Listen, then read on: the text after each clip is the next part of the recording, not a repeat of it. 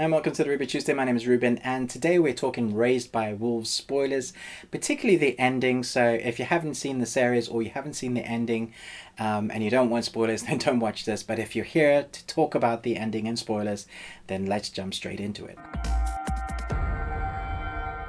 So with the 10 episodes, we've seen the androids build on their relationships. It looks like they've wanted to progress in their fatherhood and learn to be more human. There's that whole kind of Pinocchio storyline. And then we see the mother become more than her necromancy self, and eventually through her immersing herself into the pod where she gets impregnated somehow, you think, wow, she really is becoming this more than human character, more than android character. She's becoming what we think is going to be the future of humanity. But what it turns out is that there is this entity on this planet that is shaping the minds of all. Everybody's seeing visions, everybody's seeing people run around, the dead ones, loved ones, they're seeing this, the toys appear of the Tali, that kind of thing just keeps happening. And so Mother, with the help of the android doctor, knows that she is pregnant and she's growing, and the kids think it's from Soul that has blessed her.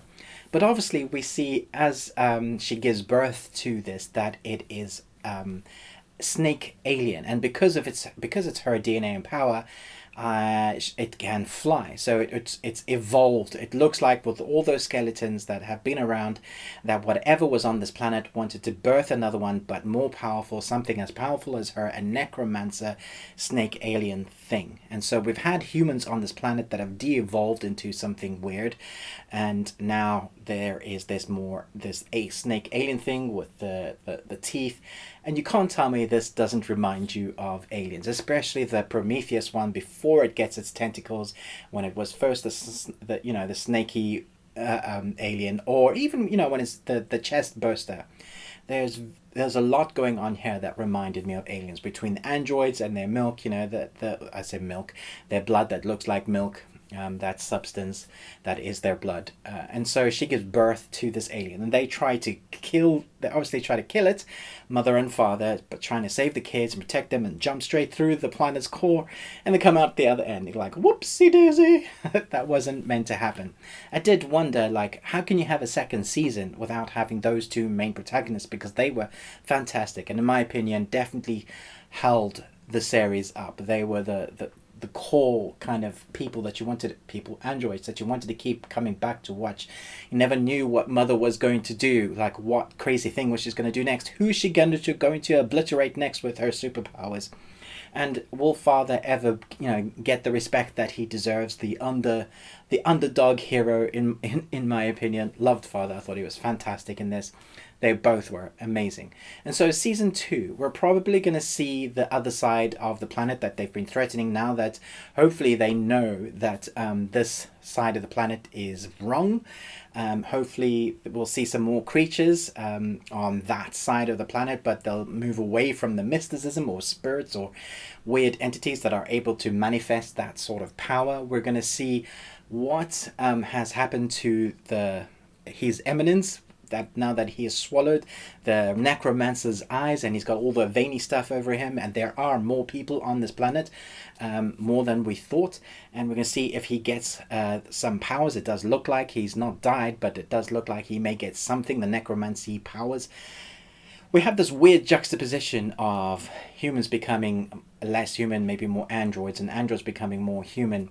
It's an interesting premise to play, especially with the mother and fatherhood themes of what is parenthood running throughout this. And so then we have the kids who are going to be left alone to kind of fend for themselves. But we have a leader now, and I think they'll work together. They've been trained well. They're going to have another child that's on its way.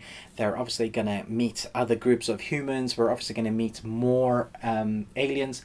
I do wonder, now that we have that giant snaky fly thing, alien flying thing, whether it's going to breed with others and we're going to get more of it, and they're going to have to, all the humans are going to have to band together to try and not to become extinct once again from this alien race. What do you think about the things that are flying about and they're kind of reminiscent of the alien storylines? Do you think somehow Ridley Scott was hoping that this would link maybe in a long while, and it was actually always meant to be an Alien TV series. You know, maybe this thing will evolve into becoming that thing that we saw in Prometheus, or that's where the disease came from in those weird black splodgy pods. I mean, it's a stretch, but there is a lot that reminds me of that, from score to the way the characters looks. Even the de-evolving humanoids, the aliens from Prometheus, they had that weird blue shaped skull. They were just a lot bigger, and the ones that we saw here in episode 10 had that same kind of design. And so there was so much that was like, wait a minute, you look like that, wait a minute, that alien looks like that. I was like, wow, it was almost like he was testing aliens and getting ready to be able to do that, so he could do this and bring this to life. Because I know apparently it was quite a feat to try and bring this to the screen. So the storyboards were immense. They had so much preparation, and eventually were able to realize the dreams from the creator to Ridley Scott being the director. And so what we've come up with is something really quite spectacular. I think you could probably watch it 2 or 3 times and not get bored, and kind of pick up new things each time you go along. Let me know in the comments below, what was your big kind of reveal that you thought, whoa, I didn't see that coming? Who's your favorite character, and where would you like season 2 to go?